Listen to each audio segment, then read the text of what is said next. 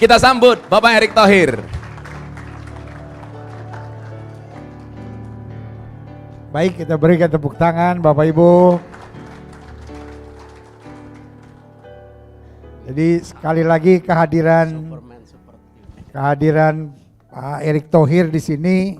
Yang pertama-tama kebetulan beliau teman sekolah, adik kelas di SMA Negeri 3. Dan yang kedua sebagai tokoh muda yang menginspirasi kita. Dan yang ketiga mungkin dapat menjawab sedikit pertanyaan kita. Kira-kira Indonesia dalam pemandangan beliau. Nah ini kan sebelah kiri, sebelah kanan masing-masing tokoh agama. Nah biasanya yang di tengah jadi ikut, jadi tokoh agama. Tapi kalau kita lihat peristiwa salib menakutkan. Sebab Yesus yang di tengah duanya penjahat, saudara-saudara.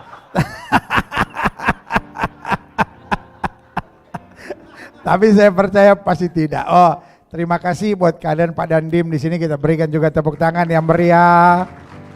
Terima kasih, jadi lengkap perwakilan kita sehingga ini sekali lagi tidak mewakili instansi masing-masing, tetapi kebersamaan kita semua. Nah, mohon petunjuk, dan kalau Bapak Ibu ada yang mau bertanya dengan Pak Erick Thohir dalam hal ini juga Nanti kita silakan. tanya jawab, ada sesi tanya jawab nanti.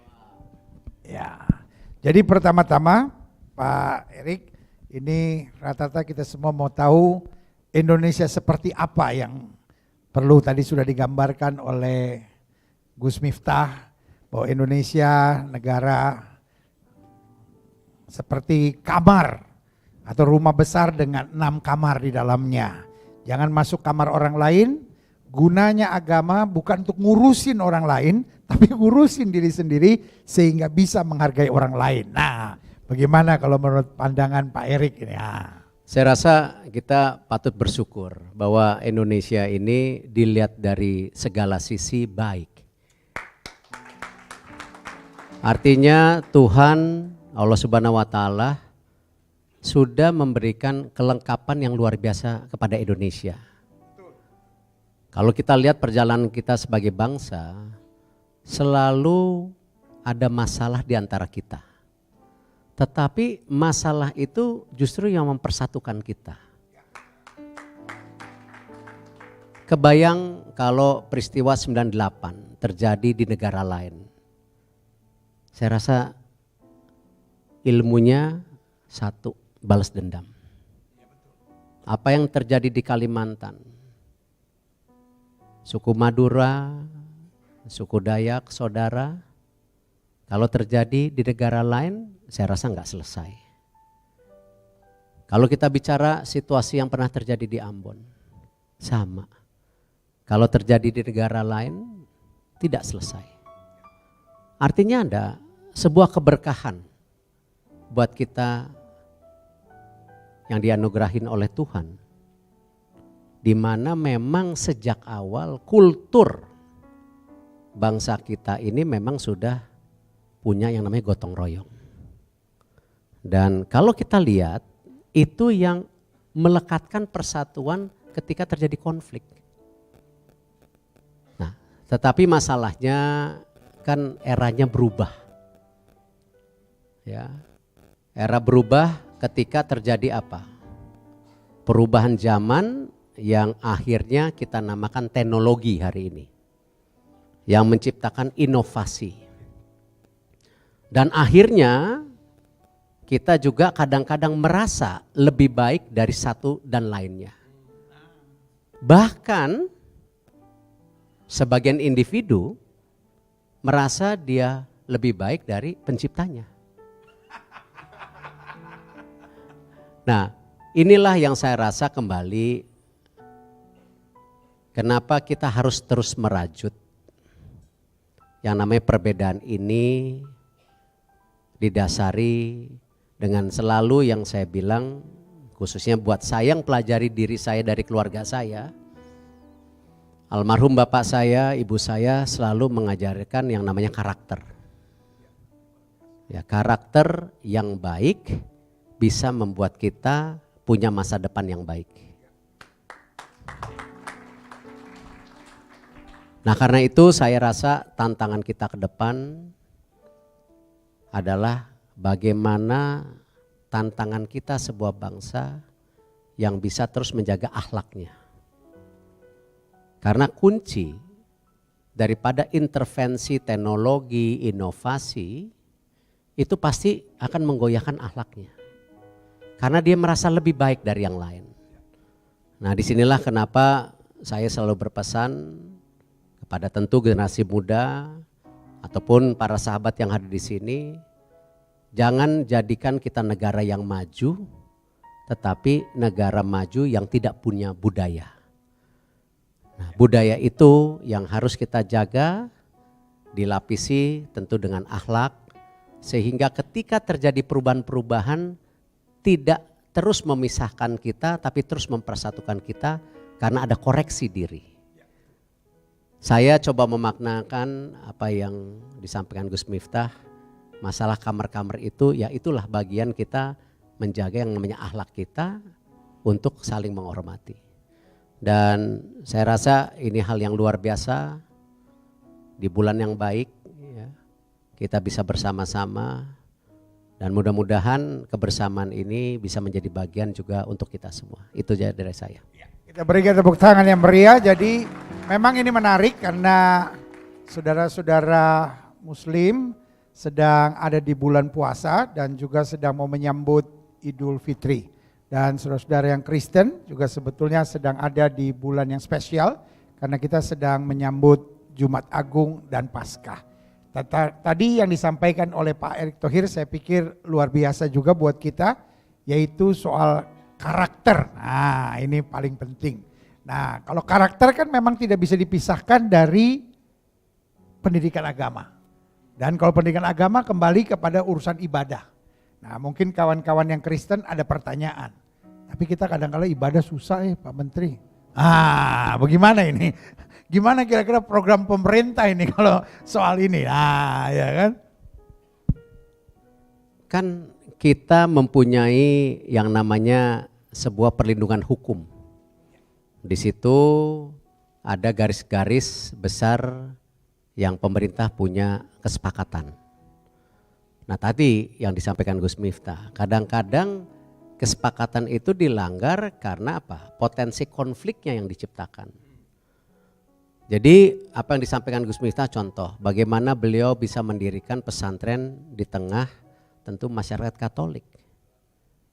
Kalau Gus Miftah dipersepsikan pada saat itu sekedar ingin menyebarkan agama untuk mempengaruhi agama lain, tentu pasti negatif. Tetapi ketika Gus Miftah hadir sebagai sahabat, pasti masyarakatnya terbuka. Nah inilah yang kadang-kadang ketika kita datang ke sebuah tempat, ini yang sejak awal harus benar-benar kita ciptakan yang namanya kesejukan. Bukan artinya apa? Mau membangunnya. Tetapi kesejukan apa yang bisa disampaikan oleh sekitarnya.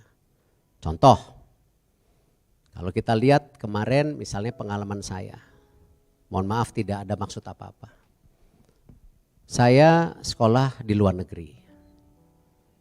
Terima kasih kepada almarhum bapak saya, Muhammad Thohir. Di mana kami sekeluarga diberi kesempatan untuk membangun masjid di Los Angeles yang memang tentu kita sepakati Muslim merupakan minoritas di sana. Tetapi kan tujuannya kami membangun di sana tidak lain, kita tahu banyak umat yang beragama Islam yang dari Indonesia tidak punya fasilitasnya. Karena punya hubungan sejarah sekolah, ya kita bangun di sana. Artinya apa? Ketika kita membangun itu bukan karena tadi arogansi kita ingin membangun masjidnya. Tapi bagian pelayanan untuk kepada masyarakat yang membutuhkan.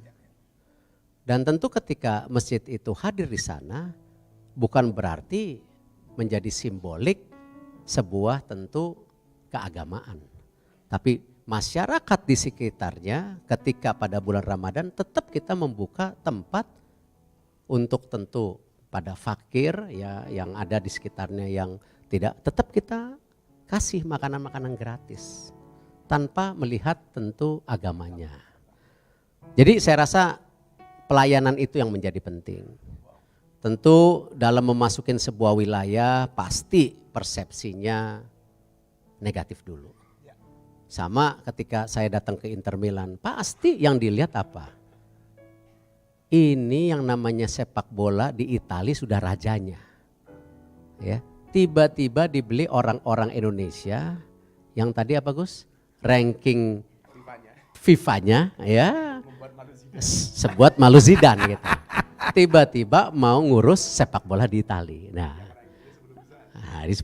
Nah, jadi artinya apa? Ketika kalau saya bawa di Inter Milan sebagai ahli sepak bolanya, tentu enggak akan diterima. Tetapi apa? Yang saya bangun apa? Perbaikan daripada expertise yang saya tawarkan, memperbaiki sebuah klub sepak bola dengan yang namanya kesehatan keuangan. Kenapa? Karena di Eropa banyak pemilik klub sepak bola itu hobi. Jadi kalau hobi itu apapun dilakukan, tetapi ketika keuangan klubnya tidak mampu akhirnya bangkrut. Kalau kita tawarkan dengan sisi manajemen pasti diterima. Tetapi kalau kita menawarkan dengan sisi saya ngerti bola dari kalian pasti langsung tidak diterima. Nah, konteks-konteks inilah kenapa ketika kita hadir ke sebuah tempat penting sekali kita mendorong yang utamakan bukan kehebatan kita, tetapi apa pelayanan yang kita mau berikan kepada mereka. Itu. Wow, kita berikan tepuk tangan yang meriah. Saya pikir itu jawaban yang luar biasa buat kita sekalian. Bahwa seperti yang tadi disampaikan oleh Gus Miftah, marilah kita membantu pemerintah. Rasanya pemerintah juga pusing saudara-saudara kalau kita mau bangun gereja, gusikin lagi pemerintah, mau ini urusin lagi pemerintah, lama-lama pemerintah juga puyeng, ya kan? Ini orang beragama makin bikin kita stres gitu. Tadi kalimat dari Gus Miftah itu menarik bahwa mari kita membantu pemerintah. Jadi salah satunya adalah ketika kita masuk ke satu daerah, mau melakukan sesuatu, marilah kita menjadi sahabat. Karena pada dasarnya dunia ini sedang kesepian. Dunia ini sedang kehilangan sahabat. Jadi saya pikir orang separah apapun kalau kita senyum pasti baik.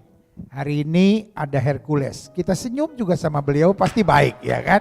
Saudara kalau dengar nama Hercules, waduh yang mana lagi orangnya itu ya kan. Nah tetapi kalau lihat orangnya, nah ganteng, menarik juga saudara-saudara. Dan kalau sudah senyum pasti beliau juga senyum ya kan. Dan pasti luar biasa ya kan. Dan kadang-kala pemalu juga beliau orangnya. Ya kan. Nah jadi dari sini sebetulnya tidak ada Indonesia seperti sudah dibilang tadi bahwa sebetulnya dasarnya baik Bapak Ibu. Tetapi somehow, somewhere, someone coba mengacaukan bangsa ini dengan tujuan sesuatu. Tetapi mereka tidak bisa menang kalau kita bersatu. Setuju? Sama-sama bilang mereka tidak bisa menang kalau kita bersatu. Nah, jaga saja itu seperti tadi sudah dikatakan bahwa untuk berdialog, untuk berdiskusi jangan masuk kamar orang. Karena jadi persoalan, ya kan? Karena setiap ajaran agama itu benar. Jadi hari ini kita bukan berarti membaurkan agama kita masing-masing. Agama kita masing-masing harus kita tekuni, harus kita pelajari, harus kita pahami, harus kita mengerti. Karena semua agama makin kita mengerti, dasar utamanya ujung-ujung dari puncak agama selalu adalah cinta. Setuju? Puncak dari setiap agama ujung-ujungnya pasti cinta. Makin kita berjuang, makin kita mencintai. Makin kita berjuang, makin kita menghargai. Makin kita mendalami agama kita. Seperti Pak Erick Thohir tadi katakan, makin kita berkarakter istimewa. Setuju semua? Nah jadi sekali lagi mari kita menghargai agama kita masing-masing. Mari kita mempelajari, mari kita mendalami.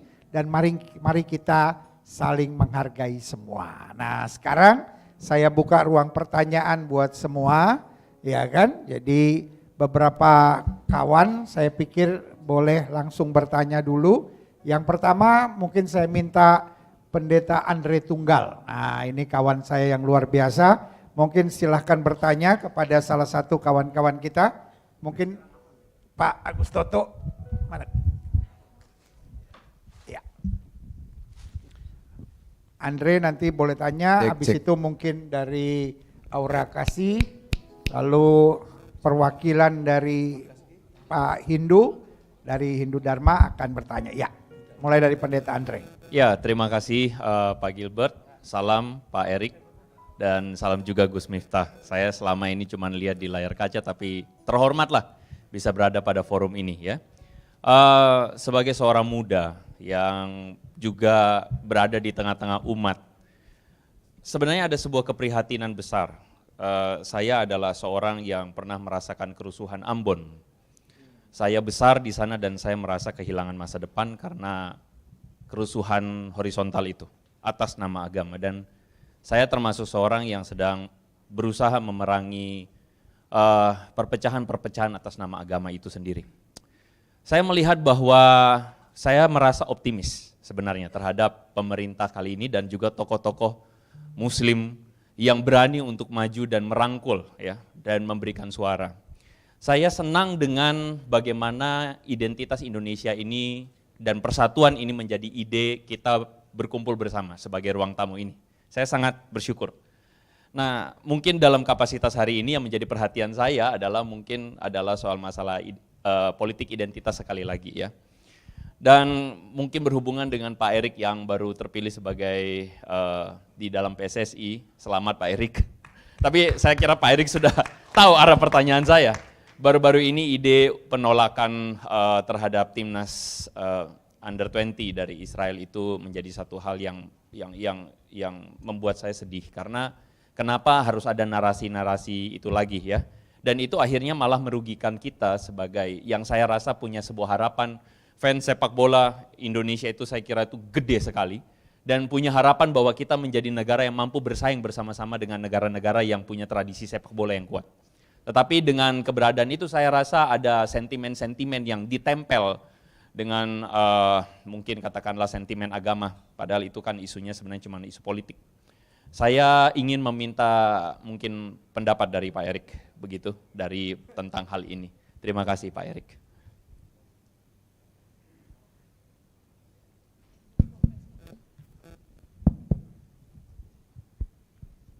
Saya rencana malam ini mau ke FIFA.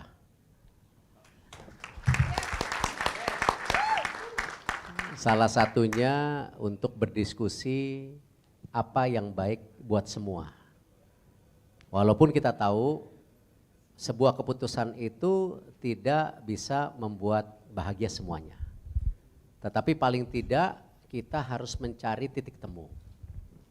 Dan tentu konteksnya saya sebagai tentu orang yang cinta olahraga, kita selalu mengingatkan bahwa olahraga adalah sebuah alat persatuan yang tentu kadang-kadang debatnya apakah olahraga sebagai persatuan itu bisa juga dikategorikan yang namanya sebagai alat politik. Kalau kita lihat konteks yang namanya olahraga dan politik, kita bisa melihat bagaimana yang namanya bendera itu dikibarkan karena dua hal di sebuah negara. Karena kedatangan presidennya, pimpinan negara, atau tim olahraganya juara. Nah, artinya apa? Ini kayak mata uang yang ketika dilempar ya memang bisa ke arah manapun. Tergantung daripada persepsi kita sendiri melihat daripada konteks itu.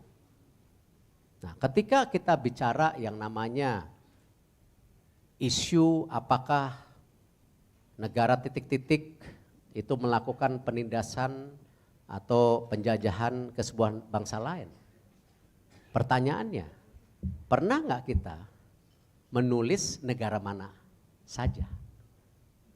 Dan akhirnya konteksnya pasti kita akan terjebak, oh negara ini melakukan itu, kenapa negara ini melakukan yang sama tetapi garisnya berbeda kebijakannya. Nah inilah yang saya bilang kenapa saya tidak mau sekarang berdebat di posisi yang benar dan salah. Karena masing-masing pihak itu pasti punya dasar pemikirannya. Apakah dari politiknya, apakah dari argumentasi olahraganya, apakah juga dari sejarahnya. Yang saya bisa lakukan hari ini justru bukan memecah ya atau merenggangkan persepsi-persepsi itu yang justru akan membuat luka-luka baru buat bangsa kita sendiri.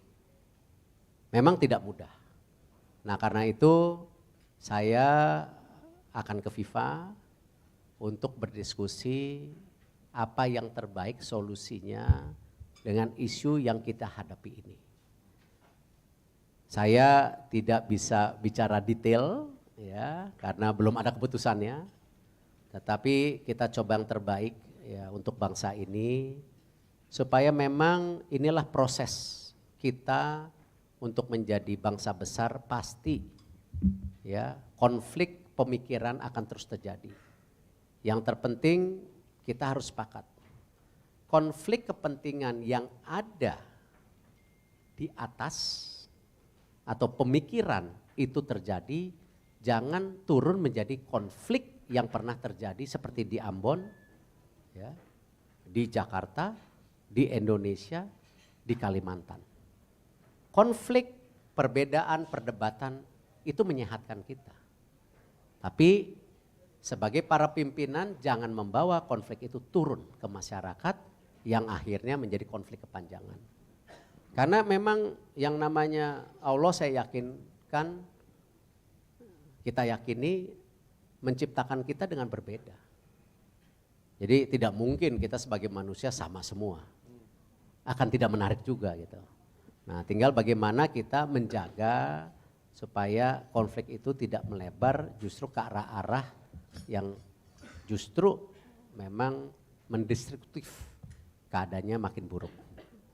Nah ini yang saya rasa saya coba harapkan solusi yang terbaik yang bisa kita lihat antara PSSI yang tadinya Zidane aja marah ya kan, dan tentu masyarakat Indonesia yang terbelah ya, dan juga bagaimana juga regulasi FIFA kita harus hormati. Ya, tidak mudah tapi kita coba.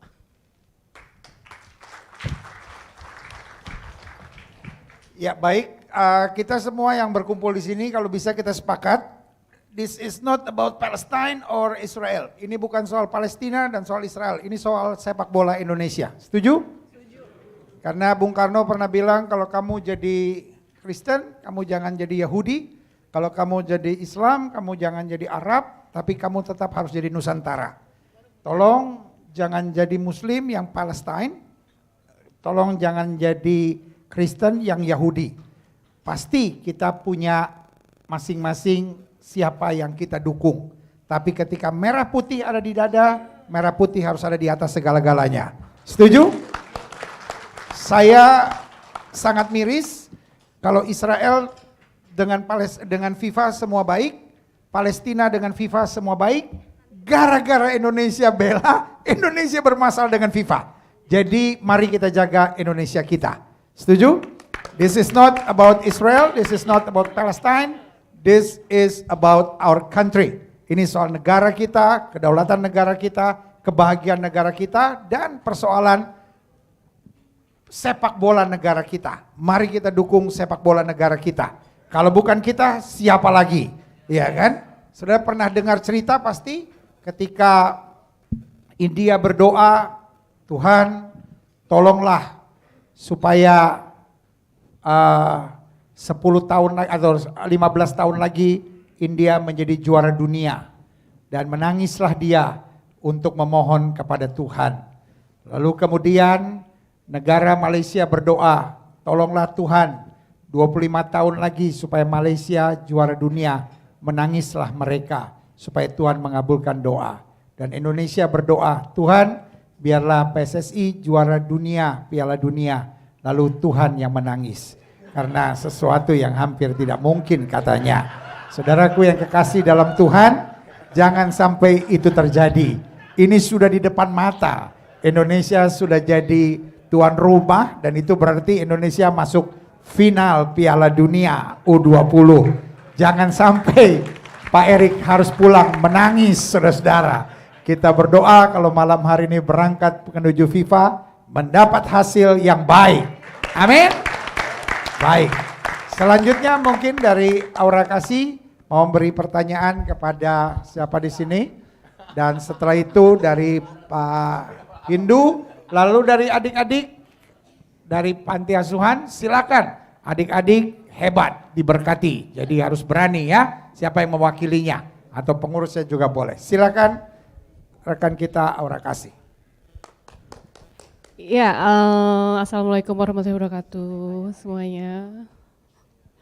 Senang sekali bisa diundang di sini sama Gus Miftah karena memang saya itu sangat concern banget sama perbedaan. Saya Muslim, tapi saya sering baca Alkitab juga karena saya pengen tahu dan menurut saya bukan sesuatu yang salah. Saya juga mempelajari Buddha, saya mempelajari Hindu. Kemarin saya sempat dibully Gus ke Bali karena saya melukat di Gria Beji. Katanya, wah ini pindah agama katanya kan. Nah lalu saya kasih caption lah gitu, maksudnya ini bukan soal agama, ini ritual. Ritual itu bisa dilakukan dengan oleh siapa aja gitu. Dan pernah saya ke gereja juga Gus, waktu itu saya masih pacaran sama Glenn Fredly waktu itu, almarhum. Saya nganter dia tipikal orang yang saya gak suka gereja. Lalu saya coba waktu Paskah, ayo kita pergi ke Sumber Kasih. Saya datang waktu itu, ada yang foto, waktu itu belum musim lambe turah, pastor. Jadi belum ada yang posting, masih aman. Tapi dibilang ngapain ke sana, orang Islam tuh masuk gereja dosa katanya. Lalu saya mulai saya debatin lah. Yang dosa itu kita masuk ke tempat-tempat yang tempat maksiat gitu loh. Lah, ini kan gereja tempat ibadah. Saya juga melukat bukan atas nama agama gitu. Memang saya senang ritual karena saya senang ritualnya Hindu itu karena memang apa ya? Saya mempelajari lah gitu kayak apa sih maksudnya dupa, bunga gitu dan saya dapat ternyata filosofinya ini. Dan segala sesuatu itu yang diperdebatkan sama masyarakat itu is all about education sih sebenarnya. Karena kita kurang teredukasi. Atau mungkin saya setuju banget sama Gus tiap waktu itu saya ingat banget ya Gus ya. Gus Miftah itu sering banget khotbah, ceramah di klub. Iya Gus. LC gitu kan. Saya sempat tanya sama Gus, ini gimana pandangan orang, Gus kok ceramahnya di depan LC, aku bilang gitu. Loh justru mereka yang perlu edukasi tentang agama gitu loh. Karena ya pekerjaannya mereka seperti itu terus mereka nggak tahu sama sekali gitu loh. Dan apa ya, saya nggak banyak nanya sih, cuman mungkin dari segi pemerintah juga saya harap bisa ada terus program mungkin universal prayer, jadi lintas agama kita bisa berdoa bersama-sama gitu loh. Dan untuk mengedukasi juga beberapa masyarakat atau mungkin tokoh masyarakat, mungkin kita bisa juga nanti Gus, kalau saya kasih ide, beberapa kota gitu kan, mungkin ada di sekolah gitu. Karena menurut aku yang riskan ini adalah kelas masyarakat yang di perkampungan nih agak lebih riskan pemikirannya. Satu, tidak teredukasi dengan baik dan mungkin mereka dapat masukan dari tokoh-tokoh agama yang bisanya cuma mendoktrin gitu loh. Maksudnya ini nggak boleh, banyak nggak bolehnya gitu. Sementara mereka tidak diberitahu filosofinya seperti apa gitu, terus diedukasi gitu. Jadi semoga ya Gus ya, acara seperti ini bisa di seluruh Indonesia karena bisa mengedukasi juga tokoh agama, masyarakat, juga terus generasi kita selanjutnya juga untuk tidak saling menjudge antara satu agama dengan agama yang lain. Kita bisa mengedukasi dan sekali lagi aku nggak banyak nanya, terima kasih aku udah diundang di sini. sama Gus Miftah dan dari tadi juga dengan dari Pak Erik dan Pastor Gilbert juga sangat menginspirasi juga gitu. Karena aku termasuk orang yang liberal. Jadi saya juga baca Alkitab. Seringnya Amsal per tanggal. Al-Quran juga saya baca karena saya nggak ngerti bahasa Arab, saya baca Latinnya aja. Terus juga di Hindu, di Buddha saya mempelajari tentang ritualnya mereka, kesederhanaannya mereka. Jadi bukan sesuatu yang salah kita mencampur aduk, bukan berarti saya mencampur adukan agama, tetapi agama itu cuma satu, cinta kasih dan mengajarkan kebaikan, dan semoga juga teman-teman yang ada di sini juga bisa liberal ya, open minded, karena nggak ada, agama itu tidak mengajarkan sesuatu yang salah. Agama itu mengajarkan kebaikan, jadi semoga program ini akan ada terus, Gus. Amin. Semoga disupport sama pemerintah. Thank you Aura. Terima kasih. Mungkin begini, pernah nggak Gus Miftah baca Alkitab? Saya mau cerita, saya punya teman Romo atau pastor ya, yang nggak menikahi. Romo. Pulang dari gereja, cari taksi Pak Erik. Teman saya yang ceritain. Kebetulan taksinya satu. Ternyata yang nyegat taksi itu Romo sama suster. Akhirnya berbagilah antara Romo dengan suster itu Pak. Yaudah kita satu taksi aja yuk. Begitu di jalan, Romo lihat kakinya si suster. Langsung oh my God. Susternya bilang, Romo ingat Amsal 15. Langsung dia berdoa, aduh Tuhan ampuni saya Tuhan. Di tengah perjalanan kembali, Romo melihat kakinya si suster ini. Wow. Kan cowok begitu Pak, kalau di jalan dia cewek cantik dia akan teriak wow. Begitu pulang lihat istrinya di rumah dia akan teriak weh. Akhirnya apa? Langsung susternya bilang, Romo ingat Amsal 15. Tuhan ampuni saya Tuhan. Begitu pulang dia penasaran, mungkin udah lama Romo tidak baca Alkitab. Dia buka, apa sih Amsal 15? Begitu dibuka, di situ disebutkan Amsal 15. Lanjutkan, jalanmu sudah benar.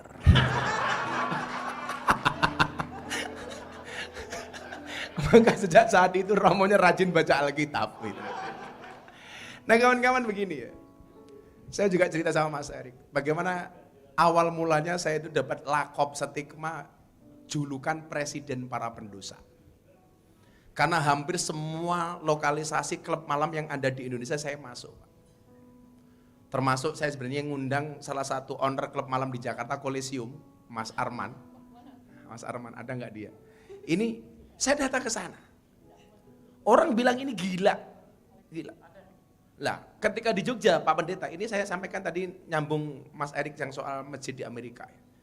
Saya dulu miris begini, kalau saya ngaji, teman-teman saya Kristen itu ikut. Akhirnya saya bilang sama pihak ownernya klub, bisa nggak teman-teman gereja, teman-teman Nasrani dipanggilkan pendeta? Kita punya room banyak, room karaoke banyak. Teman-teman Kristiani boleh dikumpulkan sendiri, diundangkan pendeta. Supaya apa? Anak-anak mendapatkan pendidikan agama sesuai dengan agama yang diyakininya. Akhirnya diundangkan Mas. Dan lucu lagi, anak-anak Islam itu lucu lagi. Bah, itu kenapa kok orang Kristen kalau sembahyangan di room sebelah kok pakai gitar? Ya itu cara mereka, kamu mau bawa beduk, ya silahkan saya bilang gitu. Maksud saya apa? Bahwa agama ini hadir sebagai solusi, bukan problem. Lah di Indonesia saya itu melihat agama itu hadir justru menjadi masalah. Saya kajian kebangsaan di Polda Bali. Selesai acara saya ke Pantai Kuta. Ada follower saya dari Australia, cewek cantik lah, SDSP, semok depan, semok belakang. Lihat saya langsung dia bilang, Gus, saya follower Anda. Terus ada yang bisa saya bantu Miss? Dia bilang begini Mas Adik, Gus saya itu mau tanya ya, kenapa agama itu didesain kok banyak aturannya? Entah itu Islam, Kristen, Katolik, dia nggak ngaku agamanya apa. Tapi saya melihat agama itu kok didesain banyak aturannya. Apalagi Muslim dia bilang. Loh kenapa Mbak? Orang Islam itu ribet. Cewek pakaiannya harus ditutup seperti itu. Pakai jilbab, nggak boleh buka aurat. Cowok sama cewek seneng harus dilamar kemudian menikah.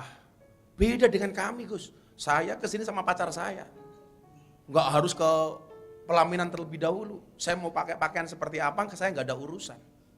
Ya dia bahasa kerennya Saman Leven lah mungkin.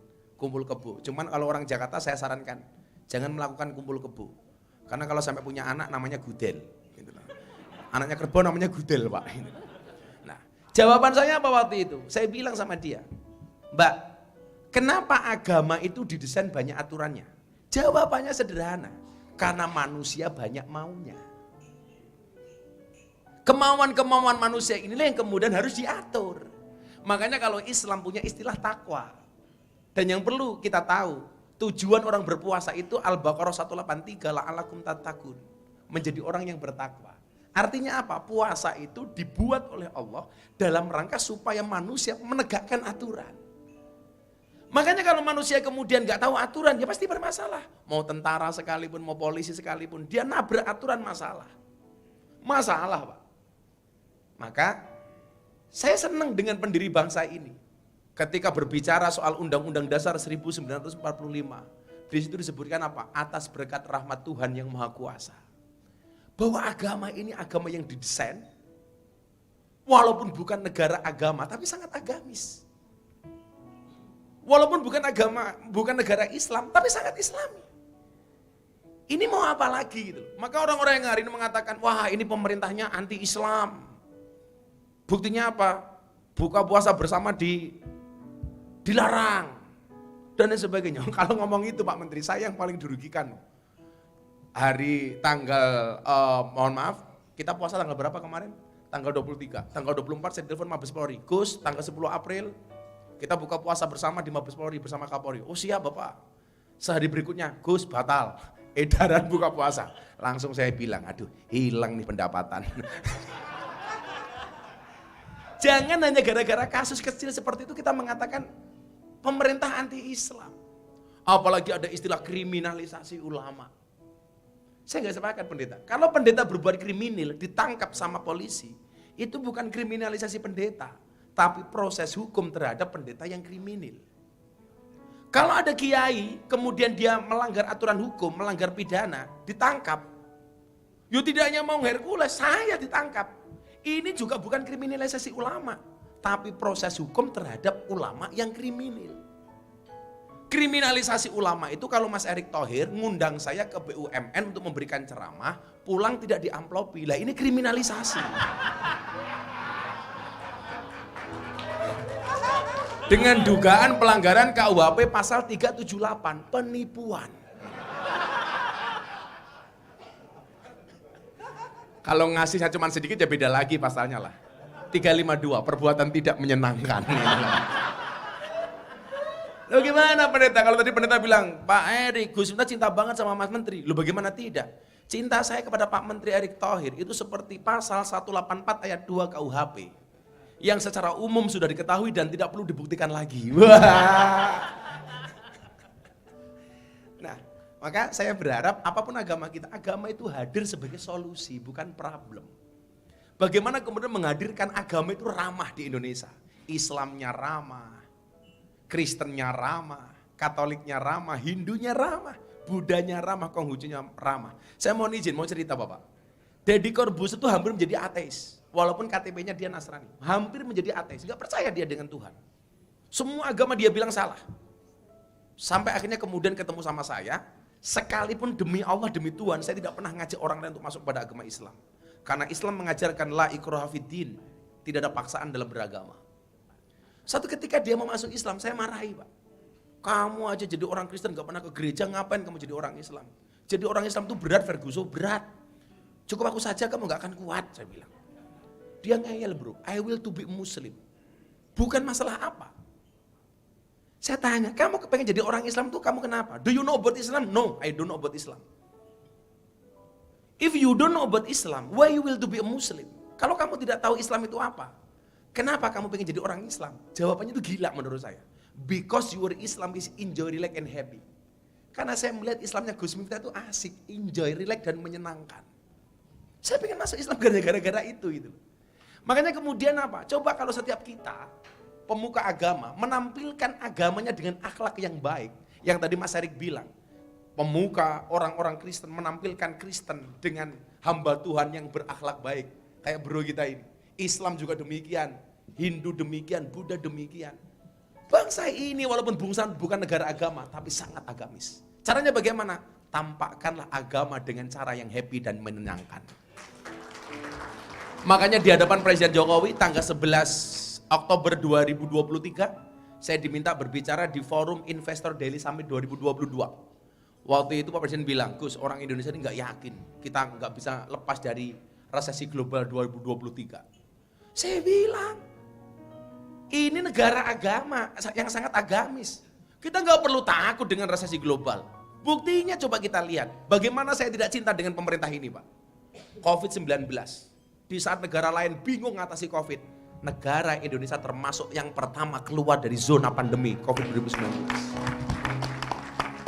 Ini berkat Tuhan yang luar biasa. Ketika Indonesia kemudian diisukan ini nggak akan mampu menghadapi resesi global, saya bilang kita punya Tuhan. Quran mempunyai konsepsi kulla yusibana illa ma kataballahu lana huwa maulana. Katakanlah sekali-kali musibah itu tidak akan pernah menimpa kami kecuali yang telah Allah izinkan bagi kami. Tapi kita nggak perlu khawatir, kata Tuhan, huwa maulana, dia adalah Tuhan kami, penolong kami. Kita nggak perlu takut. Saya punya teman Mas Erik, pakai masker awal pandemi, double 3. Takut mati gara-gara COVID. Akhirnya 3 bulan kemudian dia mati, Pak. Bukan karena COVID. Dihajar istrinya gara-gara gak punya penghasilan, Pak. Sudah ada ketentuannya. Nah, maka terakhir Pak Pendeta, kita belajar dari orang berpuasa. Saya belajar dari orang berpuasa. Bapak Ibu yang saya muliakan. Puasa ini didesain dalam rangka menegakkan aturan supaya orang Islam menjadi bertakwa. Pertanyaan saya sederhana begini, Pak Pendeta. Orang puasa itu kan gak asik ya, lapar, haus, dahaga. Dan saya yakin puasa itu tidak hanya orang Islam, Jumat Agung juga berpuasa itu. Dan saya itu orang yang nyantai banget, orang bilang menanam palem itu haram, masjid saya kasih palem. Saya mikir begini, sejak kapan pohon itu punya agama? Kayak dulu ada orang bikin masak daging babi dicampur dengan kurma, penistaan. Sejak kapan benda mati punya agama? Seolah-olah kalau babi itu pasti Kristen. Kalau kurma itu pasti Islam. Di Timur Tengah orang Arab, orang Kristen makannya ya kurma, Pak. Apakah yang makan babi itu hanya orang Kristen? Enggak, teman saya yang Islam banyak tapi sembunyi-sembunyi, Pak, malu. Tapi itu bener, Pak. Anda mau makan babi, mau makan apa? Enggak usah diposting. Seperti yang hari ini rame, makan babi pakai Bismillahirrahmanirrahim. Itu melecehkan. Kalau Anda orang Islam kemudian makan babi, ya urusan-urusan elu. Tapi gak usah dipamer-pamerkan, gak usah diposting. Saya ditanya sama anak saya, bah bener gak babi itu mengandung cacing pita? Salah, babi itu tidak mengandung cacing pita, nak, tapi mengandung anaknya. Masa anaknya Pak Pendeta Gilbert, mana ada saja. Nah, semua agama mengenakan kita puasa. Kayak Pak Jokowi itu jadi orang hebat, kenapa Pak? Karena ibunya Pak Jokowi itu rajin puasa Senin Kemis seumur hidupnya, Pak. Maka kemudian ketika yang menuai hasil itu anaknya lumrah. Pak Jokowi menjadi orang yang luar biasa, karena ibunya rajin puasa. Orang itu kalau mau puasa Pak sakti, contohnya ular. Ular itu makan sekali, Pak. Puasa sebulan, Mas Erik. Makanya Allah memberikan karunia kepada ular namanya bisa. Beda dengan kambing, Pak. Dia nggak pernah puasa, makan terus. Maka mulutnya kambing itu tidak sakti, Pak, itu loh. Makanya kalau kita digigit ular sama digigit kambing, lebih bahaya digigit ular. Karena ular berpuasa. Nah, pertanyaannya begini, kenapa orang berpuasa itu haus, lapar, dahaga? Tetapi orang puasa itu mau bersabar. Seandainya Mas Erik masuk kamar, makan nasi padang, minum es teh, keluar dari kamar pura-pura puasa lemes, bisa beliau. Tapi kenapa nggak beliau lakukan? Karena Mas Erik ini prinsipnya kayak rumah makan padang sederhana. Sederhana sih, tapi semuanya ada. Iya. Dan saya juga Pendeta Gilbert, saya juga belajar sabar dari para pegawai di rumah makan padang. Mereka sabar banget. Kita masuk ditanya, Mas punya otak? Nggak marah dia, Pak, nggak marah dia. Dicarikan. Ternyata jawabannya sederhana. Kenapa orang berpuasa itu walaupun lapar, haus, dahaga, dia mau bersabar, Pak? Jawabannya adalah, karena orang berpuasa yakin adzan maghrib pasti datang. Artinya apa? Kenapa bangsa ini dengan segala musibah ujian dari Tuhan, kita harus bersabar. Karena yakin solusi dari Tuhan pasti akan datang. Maka saya bilang, gembok tidak pernah dibuat tanpa kunci. Masalah tidak pernah dibuat tanpa solusi. Bukan ombaknya yang besar, tetapi perahunya yang terlalu kecil. Bukan masalahnya yang besar, mungkin iman kita yang terlalu lemah. Terima kasih. Sekali lagi, agama adalah bagian dari solusi, bukan bagian dari problem. Kalau kita menyebut diri orang-orang beragama, biarlah kita menjadi orang-orang yang bagian dari solusi. Jangan bikin susah orang. Amin. Karena puasa bisa bersabar, karena maghrib pasti datang. Ya kan? Dan kenapa kita bisa tenang menghadapi segala sesuatu? Karena Tuhan pasti menolong dalam segala hal. Amin. Baik. Tadi dulu dari kawan-kawan di Hindu, lalu setelah itu dari salah seorang anak yatim. Silakan. Kita berikan tepuk tangan yang meriah kawan kita dari Hindu juga berkenan bersama kita. Assalamualaikum warahmatullahi wabarakatuh. Salam, namo buddhaya, wi tetung tien rahayu. Om Swastiastu. Salam Pancasila. Merdeka. Bapak Ibu, saya Mayor Jenderal TNI Purnawirawan Wisnu Bawatanaya, Ketua Umum Pengurus Harian Presiden Himpunan Dharma Indonesia. Saya sangat senang hari ini kita bersama-sama Pak Erick Thohir, Gus Miftah, Pak Pendeta Gilbert telah berbicara banyak tentang Pancasila. Saya juga kebetulan Sekretaris Dewan Pengarah Badan Pembinaan Ideologi Pancasila. Hari ini kita membangun ekosistem Pancasila dalam tindakan. Inilah kita lakukan dalam tindakan, tidak hanya hafalan. Bapak Ibu sekalian, seluruh umat manusia di muka bumi, di bawah langit ini, yang pertama ingin aman, kedua damai, ketiga sejahtera, keempat bahagia. Bahagia tidak dapat dibeli. Oleh sebab itu, dalam agama itu namanya tatuamasi. Duduk semerendah, beri sama tinggi. Wasudewam kutumbakam, kita semua bersaudara. Di muka bumi ini maka kita saling menghormati. Kita ingin membangun sumber daya manusia Indonesia seutuhnya. Saya suka singkat ini. SDM, S-nya sadar. Sadar selaku umat manusia sama-sama ciptaan Tuhan. Itu yang pertama. Kedua, sadar selaku umat beragama, apapun agamanya. Iman takwa kepada Tuhan Yang Maha Kuasa. God bless with us, Tuhan bersama kita. Kemudian sadar, kita selaku warga negara Indonesia, dasar negaranya Pancasila. Marilah kita implementasikan nilai-nilai Pancasila dalam kehidupan kita keseharian. Seperti apa yang kita lakukan hari ini bersama-sama, terutama saudara kita yang Muslim, selamat beribadah puasa. Kemudian kami baru saja merayakan hari Suci Nyepi. Tadi kita cerita banyak, Bali, B-A-L-I, Bali, bantu ayah, lindungi ibu. Ingat ya. Ini maksudnya ingat founding parents kita, ingat sejarah, jangan lupa sejarah. Apa yang dikatakan Gus Miftah tadi, dari pendeta dan Pak Erick Thohir. Saya mengerti Pak Erick tulis besar-besar di BUMN, akhlak katanya, ini amanahnya. Ya. Kayak apa kompetensinya, kayak apa loyalitas kita. Bagaimana kita beradaptasi terhadap lingkungan dan seterusnya. Bagaimana kita berkolaborasi. Kolaborasi pentahelik, pemerintah pusat sampai ke desa. Dengan intelektual, dengan cendekiawan, dengan kita para tokoh agama, para kiai, para pendeta. Mari kita bersatu. Bersatu kita teguh, bercerai kita runtuh. Kita nyanyikan lagu Indonesia Raya selalu satu stansa. Kita punya 3 stansa. Yang pertama stansa intinya adalah mari kita berseru, Indonesia tetap bersatu. Mari kita mendoa agar kita bahagia. Mari kita berjanji Indonesia tetap abadi. Saya rasa ini inti-intinya. Terima kasih Pak Erick. Apa-apa yang samping tadi, selamat bertugas. Semoga kita Indonesia berjalan baik. Dan memang ada polemik di sana-sini tentang sepak bola. Mudah-mudahan bisa diselesaikan dengan baik. Dan inilah yang kita ingin bersama-sama, kita saling mengisi. Tadi tidak saling menjatuhkan.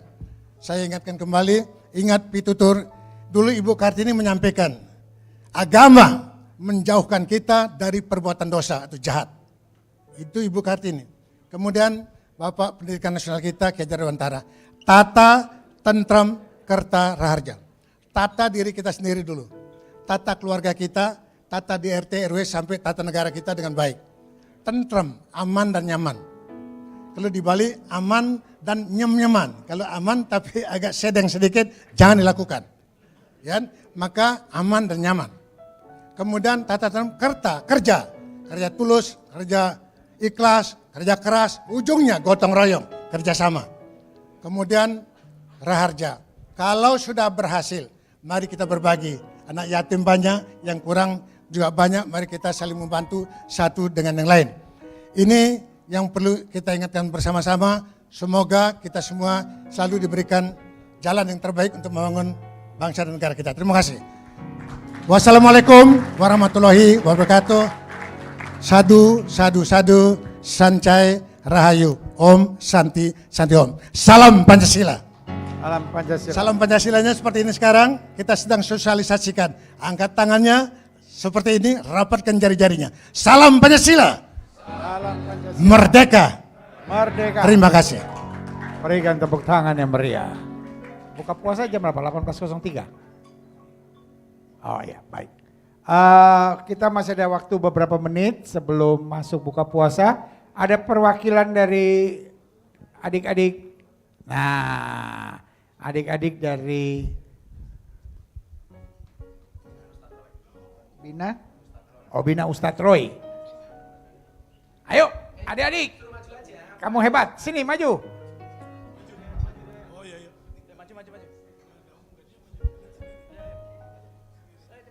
Mantap. Ya, kita berikan tepuk tangan yang meriah buat adik-adik kita yang hebat ini. Ya, berani nih adik-adik. Namanya siapa, Dek? Adit Rifana. Ya, berikan tepuk tangan yang meriah buat Adit sama Ivana. Adit mau nanya apa sama Gus Miftah? Ya, kami mewakili teman-teman pada kesempatan sore hari ini. Terima kasih atas undangan yang disampaikan kepada kami, khususnya buat Gus Miftah, kemudian Deta Gilbert dan juga Pak Erick Tahir. Mungkin yang kami ingin tanyakan, mudah-mudahan Indonesia terus aman damai. Bagaimana kami anak-anak terutama tetap tidak melihat adanya konflik begitu Pak ya. Harapannya seperti itu. Tumbuh di Indonesia yang sangat rukun, damai seperti digambarkan bahwa Indonesia ini penuh dengan dinamika yang sangat luar biasa. Tapi kami berharap mudah-mudahan dengan ada acara-acara seperti ini kita saling merangkul, saling bergandeng tangan dengan budaya Indonesia bergotong royong. Mungkin itu sebagai ungkapan kami. Terima kasih atas kesempatannya. Assalamualaikum warahmatullahi wabarakatuh. Wah, luar biasa. Kita terima masukan yang luar biasa. Seperti yang disampaikan tadi dari Pak dari Hindu, dari Parisada Hindu, bahwa setiap kita butuh suasana aman, setiap kita butuh suasana bahagia, suasana yang tenang, dan bisa dimulai dari perjuangan kita masing-masing. Janganlah berkonflik dengan orang, dan kalau orang berkonflik dengan kita, syaratnya yaitu kita ampuni, kita mengerti, karena untuk sebuah keributan membutuhkan dua orang emosi dan dua orang gila, saudara-saudara. Jadi kalau satu orang gila dan kita tetap tenang, saya percaya Indonesia akan menjadi lebih baik. Siapa yang percaya Indonesia bisa semakin baik? Sama-sama bilang mulai dari kita. Mulai dari kita. Berikan tepuk tangan yang meriah buat Tuhan. Karena ini sudah menuju waktunya. Siapa yang bagian timekeeper untuk Satu lagu sebelum Pak Maghrib Aura nyanyi 2 Aura. Satu lagu pas Aura 5 menit. Tuh, suruh Aura kasih nyanyi kata.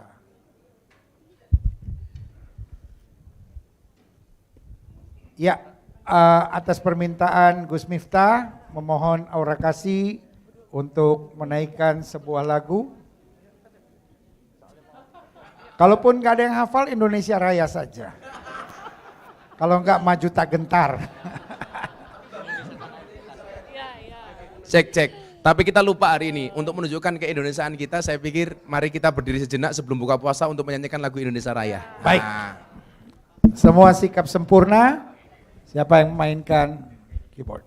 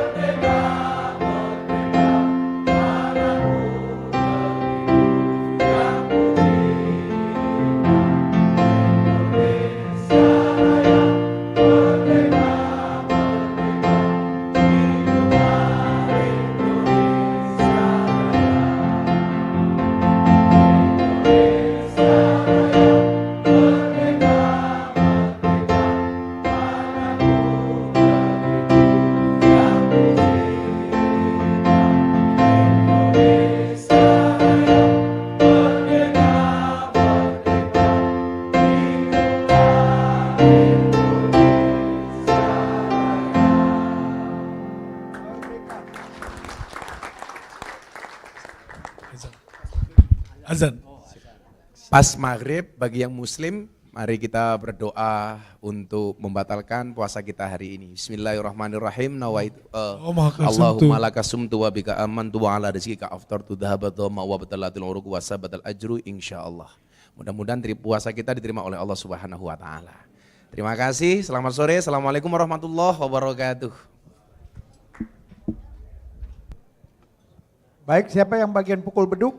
Silahkan. Ada kawan-kawan yang bisa pukul beduk, toh bagian pukul beduk lo toh. Biar resmi, ya kan? Terima kasih buat Pak Tommy Winata sebagai tuan rumah di sini juga. Terima kasih buat Arta Graha Peduli. Terima kasih buat Pak Dandim yang berkenan hadir. Terima kasih buat dari Parisada Hindu Dharma. Terima kasih buat kawan-kawan pendeta. Dan terima kasih dari pendeta-pendeta GBI, terima kasih dari Panti Asuhan Bina Ustadz Roy, dan Tuhan memberkati, dan undangan-undangan khusus dari Pak atau dari Gus Miftah, terima kasih untuk kehadirannya, lalu Hercules dan timnya diberkati, wah mantap, dan ada kawannya juga, keluarga Kili-Kili. Terima kasih, haleluya. Siapa lagi yang belum disebutkan, minta maaf. Terima kasih dari Kapolsek juga mungkin ada yang hadir. Selamat, terima kasih buat semuanya. Selamat berbuka dan Tuhan memberkati. Terima kasih. Oh ya, dari Arta Graha Peduli mau memberikan. Oh, setelah buka puasa, ya. Selamat berbuka, Tuhan memberkati. Gus, terkait dengan acara ini gimana tanggapannya Gus terkait dengan buka puasa bareng tokoh lintas agama? Saya nggak perlu nanggapi, wong saya inisiatornya. Kedepannya akan seperti saya apa? telepon Pendeta Gilbert, kebetulan saya ada agenda di Jakarta. daerah kok ada isu-isu persekusi, isu-isu intoleransi dan sebagainya.